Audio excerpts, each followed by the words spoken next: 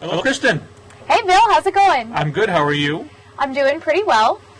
Things starting to warm up down in the quasi-south?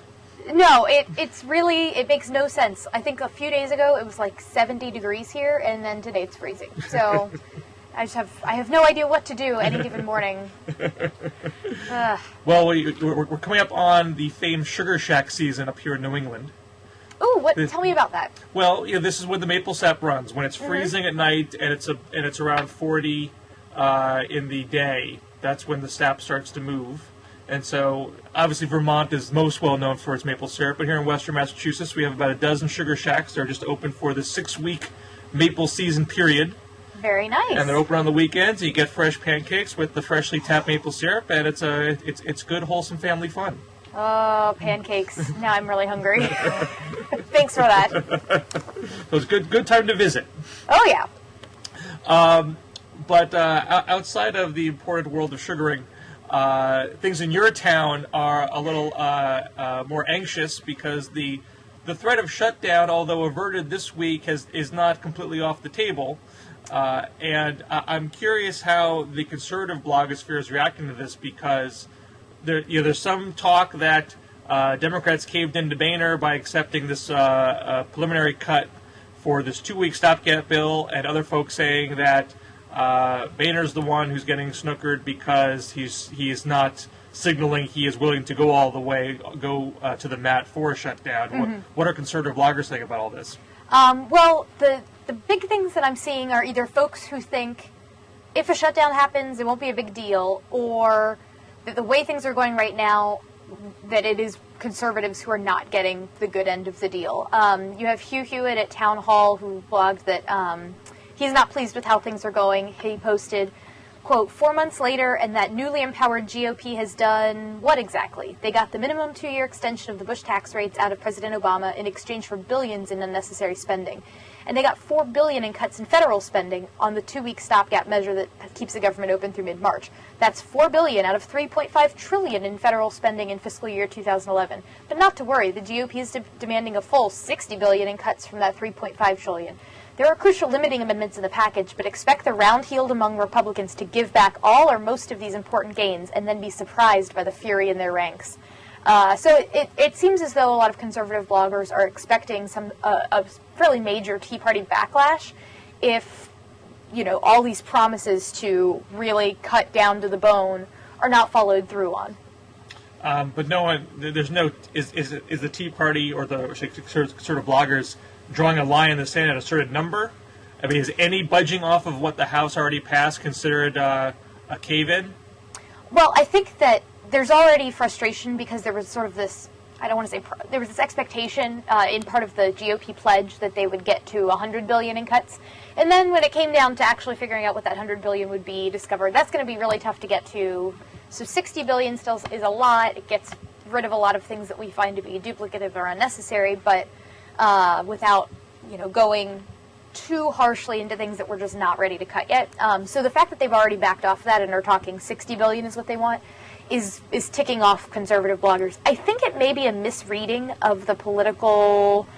The Tea Party obviously is a movement that really wanted to see spending cuts, but I would also say it was a movement that was born a lot out of a sense that, it had to do with bailouts, it had to do with the high unemployment rate. I mean, it was like this general economic angst, and I think the idea that, all these Tea Party voters are going to see things that we take out or leave in this continuing resolutions as big sellouts, I think may be a misreading of it. I don't think everybody who went to a Tea Party rally was determined that the federal government slash burn and shut down. And Michael Barone in National Review, he doesn't think that shutdown, if it happened, would actually even be a big deal.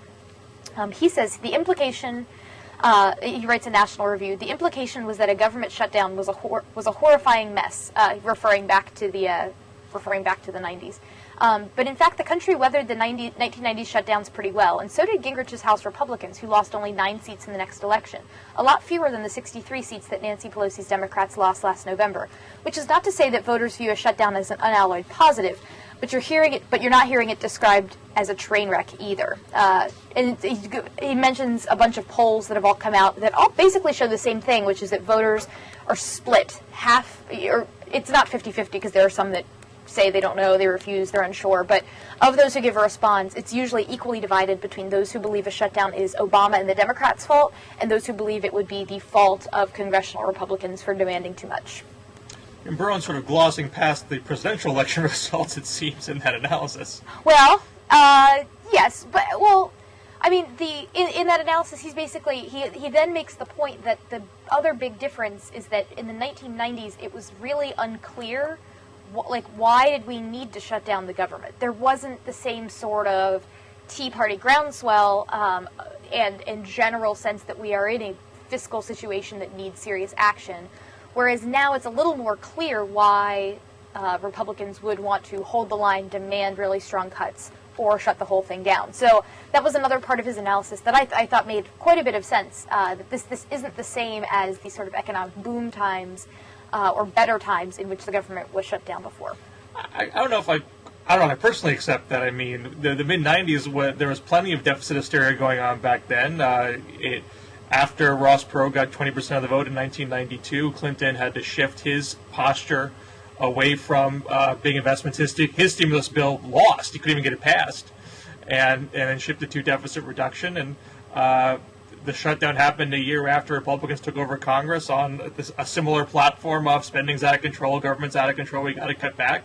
I don't totally agree. I mean, there wasn't the same rhetoric that we'll become Greece tomorrow, I guess, if you want to argue that you don't have another example of a country having a fiscal meltdown as a peg to hang your hat on, I guess. But the basic tenor of the rhetoric and the media coverage, I think, was quite similar. Oh, okay. I can't really push back on that. My memories of the mid-'90s politically are that is one of my many weaknesses when it comes to being a co-host of the show. But so yeah, I don't really personally. Are you saying I'm old, Kristen? Is that what you're saying? No, I just had a birthday, so I'm a little.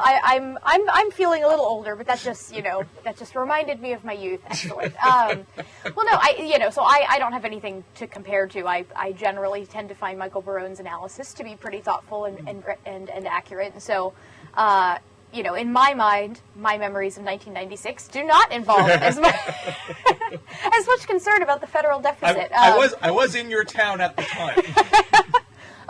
Yes. Well, so I'm willing to concede. If your point is that the deficit angst nowadays is comparable to what it was about 15 years ago, but I think that his idea is that the economic situation is also more dire now too, and so that would fuel less anger about what are you doing this for. That now, on the other hand, I would concede it could backfire if all of a sudden it becomes a government shutdown is costing all these people jobs. That could enormously backfire and become even more problematic in this economic climate. Well, this seems to be, the debate within the right. Is this different than the 90s or not? Is going for a shutdown inherently problematic for Republicans, or because there is this notion that the debt numbers are even larger, and you have Greece and all this other stuff, and that people will view it differently? I was struck by a quote from Dick Armey I saw on USA Today, where he said a similar debate was being had in the 90s, and he was majority leader at the time. And a lot of Republicans were saying, well, the president will be blamed for this and not us. And Dick Armey said, you guys don't get it. The people know that Democrats like government and we hate government. So when there's a shutdown, we'll be blamed for it. No one's going to think the Democrats want this to happen. Mm-hmm. It can be tricky to assume everything that happened in the past will repeat exactly in the future. But it seems like a lot of these internal debates amongst the right are the same as what were going on back then. Okay. Yeah, and I think that's a very, if you were to ask our Tea Party versus folks on the left, who would rather see the government not doing a whole lot for a couple weeks, I bet there's more support for that within the Tea Party. So now in the liberal blogosphere, there's a similar split in debate whether the president and the Democrats are handling this in an astute fashion, whereas folks like Carl over at The Reaction saw this as Boehner blinking, and speaking to Hugh Hewitt's point that this is going to split the party, And David Diane at Firedog Lake had a headline, Tea Party Republicans get ready to disappoint Tea Party, showing how there's just no way they're going to get everything that they're asking for. And David Diane says, John Boehner is not some master strategist or anything, but the truth is that as long as House Republicans can claim a pretext of victory and steer enough rewards to their wealthy contributors, they're going to be happy. The base will be angry, but that's life in the big city. You also have a strain of thought that the Democrats are the ones who are caving here. Brian Butler at Talking Points memo said both sides blink, but Democrats blink fastest. They want to keep government funded for a month at current levels while House and Senate leaders work their long-term fix. Republicans said no. They offer 2 weeks at reduced spending levels with their scalpels scraping at the seams in the culture war. In the end, Democrats swallowed the time frame and the spending levels, just redirected those levels to friendlier priorities. Even still, by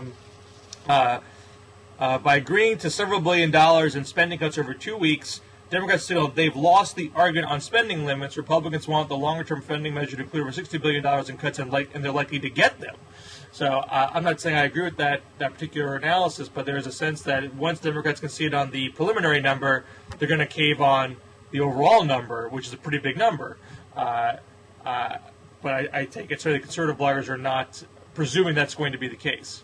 Well, and I think if you go back to the Hugh Hewitt point, there was the section in there, he says there are crucial limiting amendments in the package, and he goes on and lists certain things that are definitely disliked by the left, things like the Planned Parenthood, changes to environmental protection, stuff like that.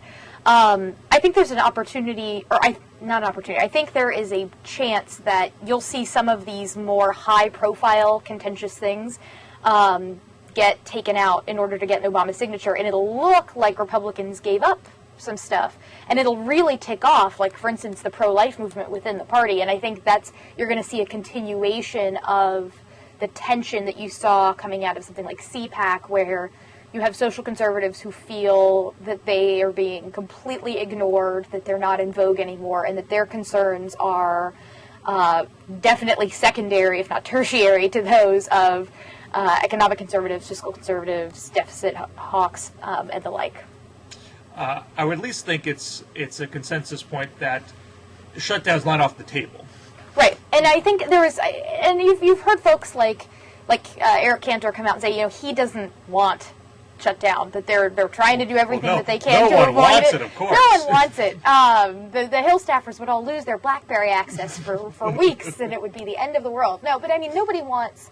I don't think that anybody wants government shutdown, especially because then you'll have situations where checks aren't going out. I think they understand that if they can get a reasonably good deal out of the Obama administration, they should take it. And it's going to upset the base, but I think that's how it's going to work out. I think Boehner's a pretty intelligent political operator, and isn't going to shut this down if there's a reasonable way to avoid it. My own personal prediction, if you could even call it that, is Boehner will need to keep a majority of his caucus on board. If he can't get a majority of his own caucus to vote with Democrats to keep government open, I don't think he'll take the leap, because then he'll risk his speakership. Mm-hmm. Yeah, I think that was an old Hastert thing that majority of the delay thing, the majority of the majority. Right. Which I don't think that Boehner wants to govern like that. As far as the sorts of bills he normally puts forward, I think he tries to look to build a broader consensus. But when it comes to opening and shutting of government, I think you're pretty much right. I don't think he wants to go off the deep end, because by setting up a situation where he is aligned with Democrats against his own Tea Party caucus, that makes everything else he wants to do as Speaker much more difficult down the road. Now, speaking of the Republican Party in general, the race for the presidency in 2012 is starting to, maybe high gear is not quite the right word. If I say that, I'll probably be saying high gear 20 times between now and October. But there's some notion that Newt Gingrich will be the first to announce, or at least announce an exploratory committee. Mm-hmm. And you even have the less well-known former governor of Louisiana, Buddy Roemer, talking about an exploratory committee this week. I think this week. Yes, I have seen relative silence, except on Twitter, about the Buddy Roemer thing. I think I was expecting to see something somewhere. Are you old enough to remember Buddy Roemer? No. No, I know basics. The thing that I've seen most written about, actually, there are a few other stories that have nothing to do with whether someone announced or not that have been written about. and just general sort of disdain for the field as a whole. You have one situation where Mike Huckabee had this controversial comment where he referenced Obama's upbringing in Kenya, which, as we all know, Obama did not grow up in Kenya.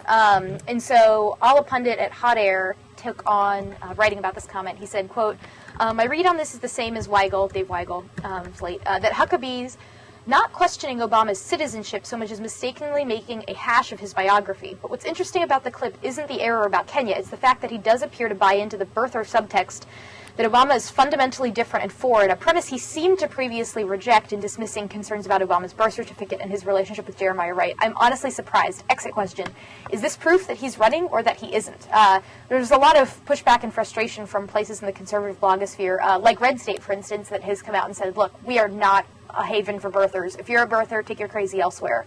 And so you're now seeing the mainstream conservative blogosphere sort of really unsure what Huckabee is trying to do here, because it sounds like he's trying to split the difference. Like, say, I'm not a birther, but he's making these comments that have that sort of he is an other tone to it, which doesn't sit well even in the traditional conservative blogosphere, that, you know, they believe that Obama's policies are wrong, but are uninterested in entertaining that sort of belief. So I thought that was, I think this will complicate Mike Huckabee's chances.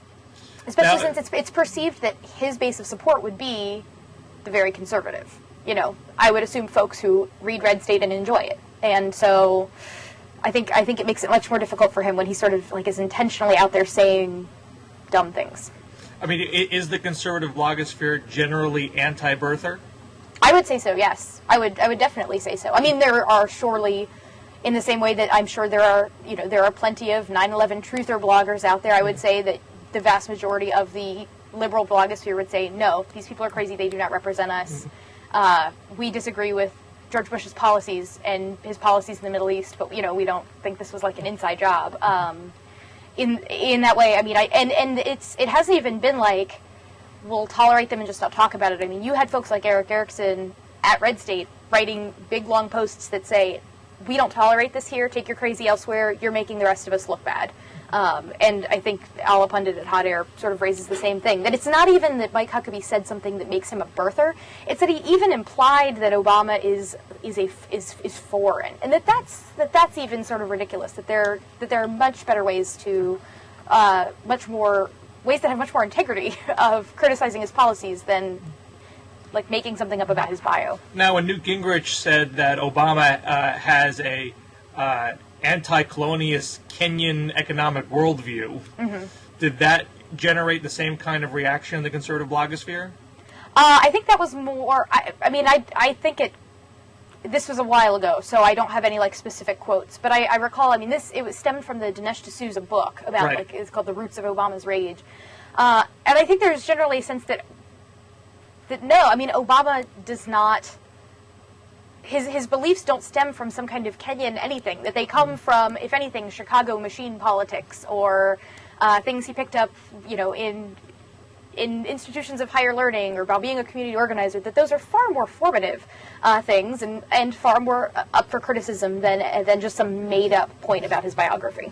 I'm just curious if some conservative bloggers just don't like Huckabee. He raised taxes. I mean, he did a lot of things that sort of make you, like, when you look at Huckabee's record, it is very confusing to me why folks on the outside think, like, oh, he'll be the darling of the conservative side. And he polls very well. I think I saw a poll today where he was ahead of everybody else at, like, 25% in the primary. I mean, he does well. On the other hand, it's 25%. Terms of polls. 25% being well at this point. But, I mean, I think those numbers don't have anywhere to go but down. Well, he has strong support with a portion of the conservative Christian evangelical community, right. But he, being somewhat of an economic populist and not virulently as anti-government in his record as governor, he said he raised taxes, he's embraced infrastructure investments and things like that, and also been more moderate on immigration policy. Some of the more, fiscal conservative corporate right have never embraced him as much, and I'm assuming that's translating more into the more well-trafficked parts of the conservative blogosphere than the support he has on the Christian conservative side. Well, but I mean, there's a great deal of, support for social conservatism and those sorts of issues in many places in the traditional conservative blogosphere as well. I mean, I think that it's much less. I mean, you can have someone like, I'm trying to think of a good example of a social conservative who is great. I mean, you've got folks like, I don't know what the reaction will be to a Rick Santorum, for instance. Well, he's more orthodox conservative down the line. Right, but yeah, exactly. So he is not just a social conservative. He's much more in the norm, and so I feel like somebody like him has a better shot. And when you've got a race where you're going to have a Huckabee, possibly a Palin, possibly a Santorum, all jockeying for that side of things, you've really hurt yourself if you have cut out half of the conservative movement. I mean, I don't know proportionally what is social conservative, traditional conservative, libertarian, but I think he brings to the table enough liabilities that's a problem. But that's not the only rumbling that's going on in the 2012 world. You also had a flare-up this week between Tucker Carlson and supporters of Sarah Palin. Tucker Carlson referred to Sarah Palin as a MILF. I won't go into what that is. You guys, I'm sure you all know. And then Eric Erickson supported Tucker Carlson, said he thought the tweet was funny. It was a tweet about Sarah Palin becoming Supreme Commander of MILFistan. So it was just some more rumblings about how is Sarah Palin going to be denied her opportunity to get the nomination because she's a woman and because of a sort of latent misogyny in the Republican Party. So are there people in the conservative blogosphere who are angry at Tucker for saying that and calling Tucker misogynistic? Yeah, like Michelle Malkin came out to tweet and said, like, I think we need to, I disagree with I don't know the exact wording of her tweet, but she came out and said that she thinks that folks like Tucker Carlson need to get over the misogyny. So it's an interesting little, I don't want to say like a gender war, but Tucker Carlson went back and like a day later tweeted that Charlie Sheen had taken over his Twitter account and that was the reason for the tweet. But so it was just a little flare up, but I think sort of we will likely see more of this, especially if Sarah Palin does decide to officially run for president. No, I would be more sympathetic to my old friend Michelle Malkin and others who are standing for Palin here. If I feel like Palin and other prominent conservative women will play that gender card sometimes when obnoxious and offensive comments are made, like what Tucker said. They don't seem to apply that consistently to Democratic politicians or liberal figures. They don't seem to have a consistent view about sexist rhetoric. Whereas I do feel that if you go to feministic.com, for example, plenty of folks will stand up for Palin when someone says something completely inappropriate towards her, even if they don't agree with what Palin stands for on anything else.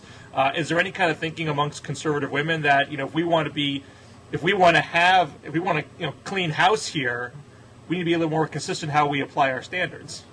I think I'm misunderstanding like what you're. I think that. Plenty of sexist things have been said about Hillary Clinton or Barbara Boxer. Right. When Barbara Boxer made that comment about being referred to as senator and not ma'am, I didn't see a lot of conservative women standing up for Boxer and saying yes, that she deserves her proper honorific title like any other senator. People wanted to pile on her. If there was a more consistent application about sexist language, then standing up for Palin might get more. You might rally more support for that. I think in this case, it's not. It's not as though they're going after a liberal. It's not as though these conservative women are going after a liberal who said something mean about Palin and oh, look how sexist he is. This is somebody that is within the family, if you will, and not just Tucker Carlson. And other folks came in and said they thought it was funny too.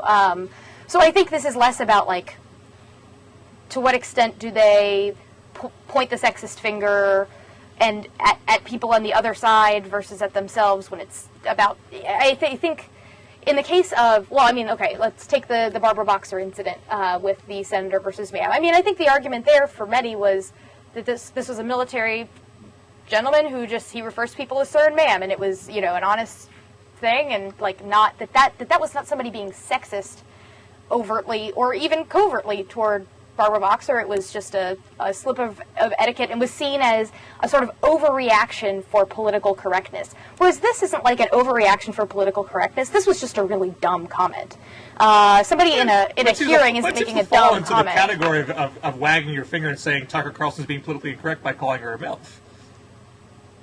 I think that saying that someone's being politically incorrect, that by saying someone is being sexist because a gesture of courtesy, referring to someone as ma'am instead of senator, who comes from a military background, I think that is like very small potatoes and is nitpicking and is unnecessary political correctness. I think referring to someone's political ambitions as running for supreme commander of Milfistan is in like a whole other league. And so I think that's why, you know, I do see a distinction between calling out somebody in a hearing for making a comment as maybe being like, that's an unnecessary use. You know, if we want to really combat sexism, that might not be the way to do it. But if we allow comments like this to stand and just be funny without being, you know, at least somebody saying this isn't right, I'm kind of glad to see conservative women take them to task. Now, in the Democratic primary, Obama versus Hillary, I mean, I certainly didn't hear silence out of conservative women when there was stuff going on like the infamous Jon Favreau picture of Hillary, you know. I mean, you would, I heard, I mean, maybe this was just socially, but, you know, I don't think that it was ignored. I think it was, I mean, it was like, this isn't our fight. Well, shifting to people that might actually run for president. Yes, sorry. That's okay. What's the conservative reaction to Gingrich jumping in? Are bloggers excited, or are bloggers thinking this guy is not going to be the best face of the conservative movement right now? So I have not. I think a lot of folks have been withholding their posts until after like official statements come out and things, because I'd seen relative silence on it. But the general consensus that I've seen from, you know, things, tweets, etc., is a concern like, you know, Newt Gingrich hasn't run for office since the 90s. And so what is this going to look like? What is it going to look like when he jumps in? And now you had Tegan Goddard over at Political Wire. This isn't a conservative blogger. It's just a sort of political analysis, who said that, you know, the main thing that Gingrich is really trying to do by jumping in early is to have that sort of open airspace where no other folks are yet in the field, so that he can take the opportunity to try to redefine himself. Because his favorables are not spectacular, and that's going to be a real uphill battle for him to climb. So part of the motivation for jumping in so early is that he would then have a lack of competition for airspace or airtime in which to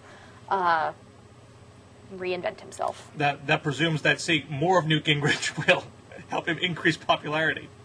Well, we'll see. We'll see what Newt Gingrich. We'll see how he positions himself coming out of this exploratory committee. Well, we both, I gotta say, both him, and this is true for Huckabee also, if I can meld some analysis there together, both of them are fairly adept at tailoring their personas to different audiences.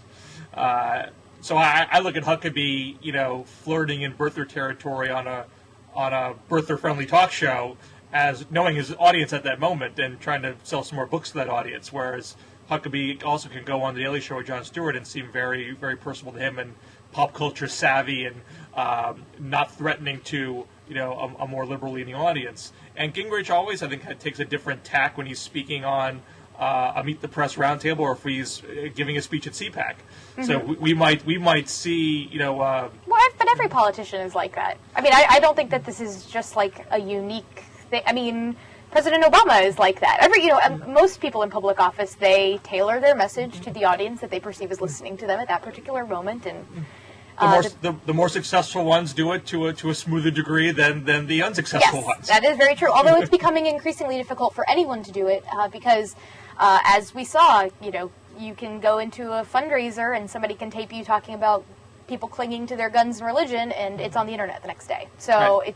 it's becoming less and less possible for even the most talented politicians to do that. And there was one analysis, I think it was Chuck Todd at blogging at First Street on the MSNBC site, or one of his colleagues on the First Street team, saying if this is when Bill Clinton was getting into a lot of hot water during the 2008 primary season, noting, you know, if you saw Bill Clinton on the stump in the 90s, you know, it wasn't all that different, just there wasn't YouTube catching every little comment that was made in front of smaller audiences. And so Gingrich not having run for 10 years, you know, he's been in the public eye more, but obviously once you're officially in a campaign, the kind of media coverage you get is a whole lot different, and things that might get a few titters in the blogosphere will get blown up in a broader media platform when you're officially running. And so is he prepared to calibrate himself to that degree? Someone who's maybe not seen as the most disciplined of candidates. I think that Newt's, if we're in thinking about Newt, I think the biggest problem that he is going to have to overcome is, can he stay disciplined enough that even if he is catering to multiple different audiences, that he is at least having some kind of consistent message, and it's a message that matters to people, that resonates, that isn't... Because one of the things with Newt is that he's a very bright guy, but will... there's the potential to like really get into like some little tiny policy thing that he thinks is super important, or try to pick out the policy thing that is super important to each individual little audience, and that winds up just being kind of a scattered message. I think that's a lot of what went wrong with Hillary Clinton's campaign in the 2008 primary, was that there was like what was the unifying thing behind it. Instead, it was a lot of like, here, now I'm going to go into Pennsylvania and talk to this blue-collar audience, and here's what I'm going to say, and I'm going to go to this state and miraculously have a weird southern accent, and then I'm going to go here, and, I think it's when politicians try to do this scattershot message that they are going to increasingly find themselves failing. And on the Buddy Roemer front, the blogosphere on the right is silent so far? Silent so far. I have nothing to report. Well, there was one post over at Salon, just doing a sort of a catch-up. The headline is, "The White House hopeful who lost to the Klansmen," reminding that he got beat by David Duke. This is when David Duke was on the rise in the early 90s, and he got ousted in the Louisiana primary after his lone term as governor, elected as a Democrat and switching parties in the middle.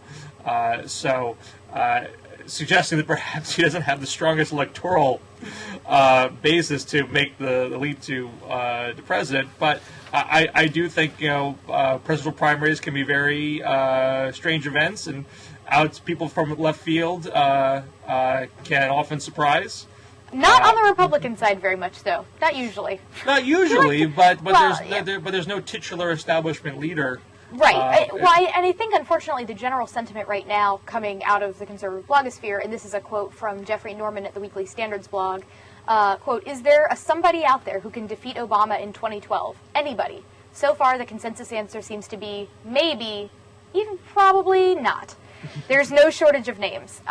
The idea is that if we want somebody who's going to be the right candidate, we'd need to pick," he mentions here, "we need a Calvin Coolidge or a Dwight Eisenhower, somebody boring and disciplined and absolutely unfazed by the disdain of the political class." And he does not seem to he finds the current field lacking. People thought that way in 1991 after, George Bush Sr. won the Gulf War and all the big Democratic stars bowed out, and everyone thought that a field of Bill Clinton and Bob Kerrey and Tom Harkin, were kind of also rans. But political winds shift. So those who might take a dive in, like Buddy Roemer, who aren't being taken seriously right now, if they have something interesting to say. I mean, no one took Howard Dean very seriously in 2003. But he said something that resonated and ended up being the front runner for a specific period of time. And it's not, and you increasingly, I think, don't need a ton of money in order to win the nomination. I mean, you need some to have an infrastructure, but Mike Huckabee got outspent by the extremely accurate figure of $1 gazillion. So, I mean, he got really outspent in Iowa and still pulled it off because he had a message that resonated there that time around. So I stand corrected. I do not write anybody off at this point, because all you need is the right message, and you can go a long way. But I do often repeat these days that everyone presumes that you got to be a down-the-line conservative to win the Republican primary, but the conservative base has never dictated the nominee of the Republican Party at a presidential primary. McCain was virulently opposed by the conservative base and still found a path to victory. Mm-hmm. Bob Dole was not the beloved of the conservative base in 1996. George Bush Jr. Had a lot of fence mending. People didn't like his compassionate conservative framing in the conservative base. But the pathway to victory does not always necessarily go through the Tea Party, even though because the primary electorate just seems larger than that, and it's a winner-take-all delegate system. You got to win in New York and California just as much as you have to win in Mississippi and South Carolina, and that scrambles the calculations. Mm-hmm. It's going to be very well, and especially now you've got new rules coming into place where if your primary is before a certain date, it's got to be proportional representation. So that may wind up changing the calculus a little bit to where these smaller candidates can cobble together a bit more of a victory than they maybe could in the past. But since this is a brave new world, I have no idea how it's going to go. Well, the other interesting, if we can shift gears away from politics back to policy, I thought President Obama made an interesting move this week when he embraced the white and brown legislation. You and I talked about this at a previous show. As the current health reform law stands, states can apply for a waiver from all the federal rules if they can show HHS that they have a different plan that would expand coverage just as much and also cut costs and reduce the deficit. But they can't get that waiver until 2017, whereas the health reform law gets fully implemented in 2014. And the bill proposed by Democrats Ron Wyden, Senator of Oregon, and Republican Scott Brown of my wonderful state of Massachusetts. So let's move that date up to 2014 so the states don't have to wait before trying out their own systems. They don't have to do it the federal way for 3 years first. And as the nation's governors assembled in Washington for one of their, I think, annual conventions, meeting in the White House, the president told all the governors, I endorse that law. I want to give you the increased opportunity to show you have a better way. And the conservative governors who have been regularly complaining that the federal law was hamstringing them, they did not wildly celebrate at this announcement. Jonathan Cohen at the New Republic headlined, Obama calls the GOP's bluff. Ezra Klein said, what is the health care reform the Republicans actually want? And I made a similar point on my own blog at the Campaign for America's Future site, or future.org. If conservatives have an idea that would expand coverage and cut costs as much, this is their chance to prove it. But instead, they seem to not want to be held to a standard like that. They want to do their own thing, but not do their own thing with a shared goal of expanded coverage and cut cost.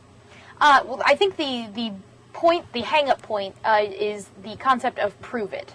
If you want to tackle this challenge and do a better job, prove it. And the thing is, it's really tough to prove that a hypothetical policy on a piece of paper can achieve certain objectives better than somebody else's.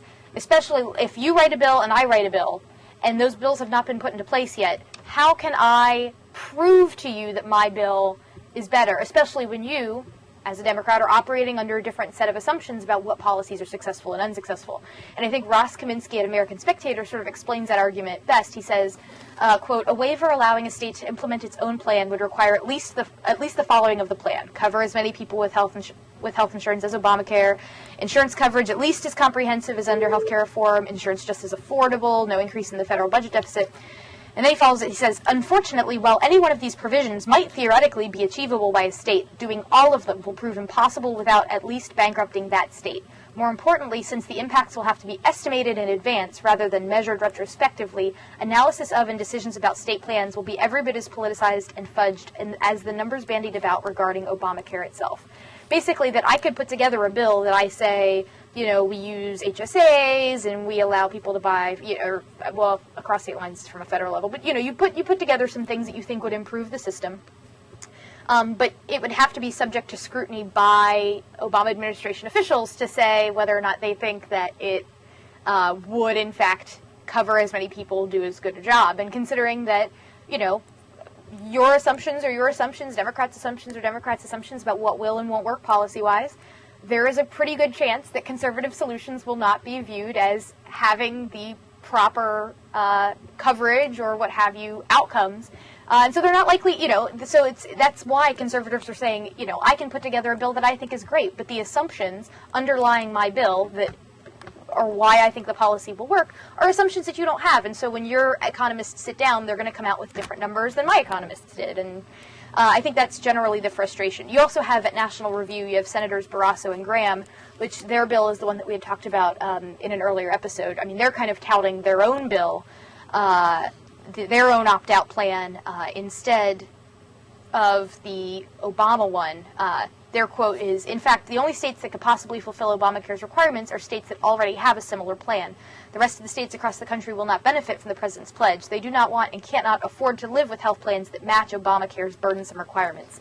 The idea being, if you have to, it's the coverage requirement where plans that would meet the Obama administration standards have to cover X, Y, and Z, and they have to have a certain level of cost sharing has to be at a certain level, and that this sort of precludes the sorts of catastrophic coverage or like kind of bare bones coverage that many people may want to buy that would count as coverage to some governors, but maybe not count as coverage to the Obama administration.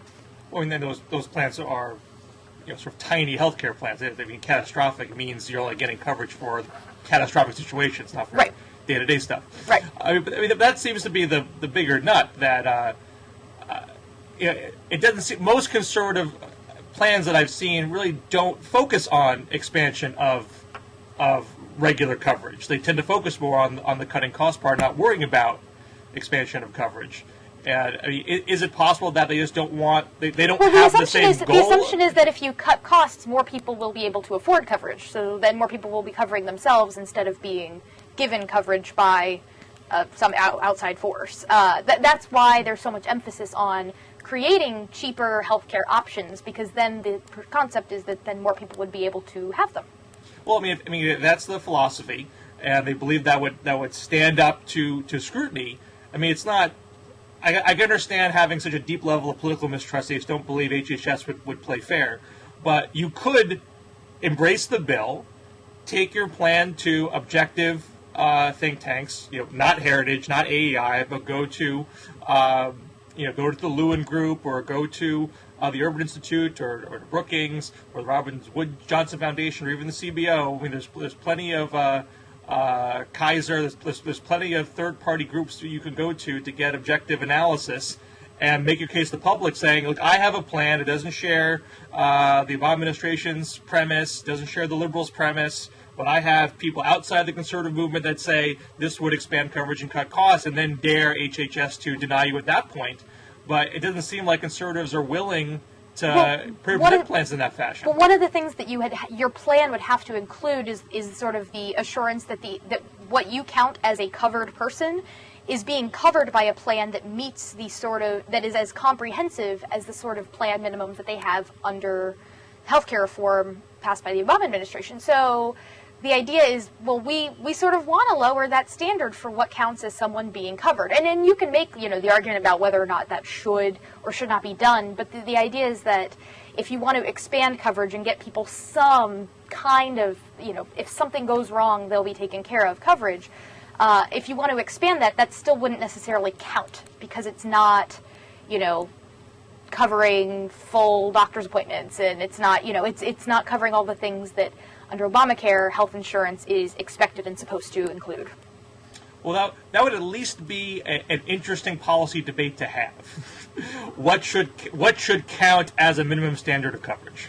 Right, but I don't think I don't think that this opt-in, even in this, I don't think that this Brown-Wyden thing really starts that debate, because that's a criteria. Like, that's a criteria that's been set. It's not saying, like, if you come up with a better definition for what coverage is, let us know. It's saying you have to meet this level of coverage, you have to cover this number of people, and if you can do that some other magical way, you're fine. And unfortunately, a lot of conservative solutions do involve different definitions of what a comprehensive plan might include and things like that. So, and you also have, there's issues like across state lines that, conservatives are always touting as something that would allow, for folks to be able to purchase plans that in California, plans require lots of things to be included in healthcare coverage that are not required in other states. And so if you did across state lines, well, then that's a race to the bottom.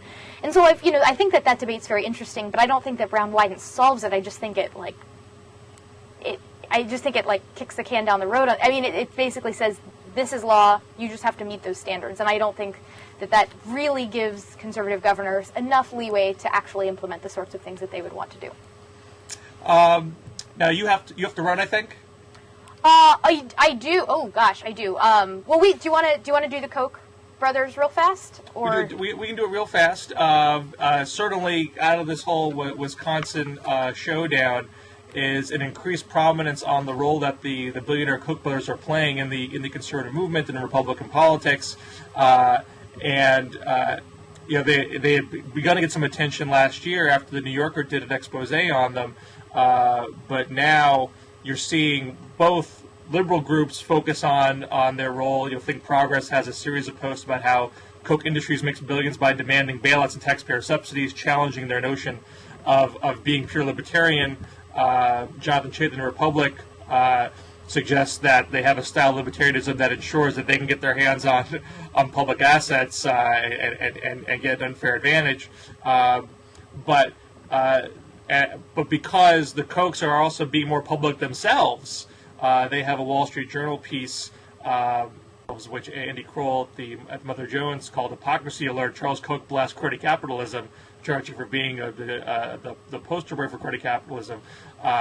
They seem to be taking the bait and allowing themselves to be further scrutinized. I don't know if conservatives are rallying behind them. I saw a comment by Ben Smith at Politico suggesting that the Koch brothers have generally been seen as sort of on the fringe of the conservative movement and not readily embraced. So I don't know if there's any discomfort that they're becoming so prominent. Yeah, because they're not really, down-the-line conservative, they're not, traditional conservatives. It's much more that, supply-side, free market. They gave $20 million to the ACLU to fight against the Patriot Act. It's this sort of, interesting brand of, really wanting the government out of... it's very libertarian. The Koch Foundation, in part, supports things like Reason Magazine. So one of the bloggers that I was reading about this, I was like, oh, well, Reason is supported by the Koch Foundation, although I have no doubt about the blogger's integrity, I think that the Koch Foundation, most people didn't have a large sense of how much they had funded, because they're not traditionally... going out and giving money to they do give money to candidates, but that's not where the vast majority of the Koch money goes. Most of their money goes to things like think tanks and issue advocacy type stuff. So it's different than someone who's writing a big check to a bunch of campaigns constantly, and that's how they're wielding their influence. It's much more through this funding of this network through think tanks and policy research and that sort of thing to further free market goals. So it's kind of a different model, and I think that's why I think a lot in the conservative movement, that's why maybe you had never really heard of them as much before, because it's kind of an unorthodox way of going about it. So is there any other, are conservative bloggers these days standing up for Koch, or are they... Well, I think it's, in general, it's, yes. In the sense that they, especially there was a really great response to the Wall Street Journal piece. They thought, we need more people writing pieces like this that make sense. There's been a defense of the whole crony capitalism thing in the sense that in this particular situation, they're being painted as the big bad corporate entity going up against these scrappy underfunded teachers unions. And a lot of the posts have gone on to explain how no, that's not really the case. Ed Morrissey at Hot Air points out that though the Koch brothers are sweeping in it is not as though they are sweeping in with these big, armies against some unorganized and underfunded group. But he says, quote, "Are big corporations trying to wipe out the middle class, as union activists claimed in between comparisons of Governor Scott Walker to Adolf Hitler and chasing Republican legislators down the hall of the Capitol? Or are Democrats trying desperately to cling to closed-shop rules that allow them to fill their campaign coffers with union bosses, through union bosses who profit greatly from their elections?" And quotes an article from the Milwaukee Journal-Sentinel that shows how much all these union bosses make, huge six-figure salaries. And it's if they're, if unions have enough money to pay their leaders $500,000, it makes it a little less, concerning that these organizations that are well-funded, have membership lists, are busing people in, are up against, a really rich guy or group of two guys who fund some think tanks, but don't have the sort of well-funded membership lists to drive people in the way that unions do. I do think the ratio of union leader salary to union worker salary is a lot smaller than the ratio of CEO salary to worker salary. I'll give you that. By the Koch brothers. I will not deny that. Should we leave it on that note? Me having the last word? Yeah. Yes. Okay. You feel free to have the last word. Always good to talk to you. Good talking People to you can find too. your stuff at KristenSoltis.com, correct? You can find me at OurFuture.org and LiberalOasis.com. And we'll catch you next week on This Week in Blog. Take care.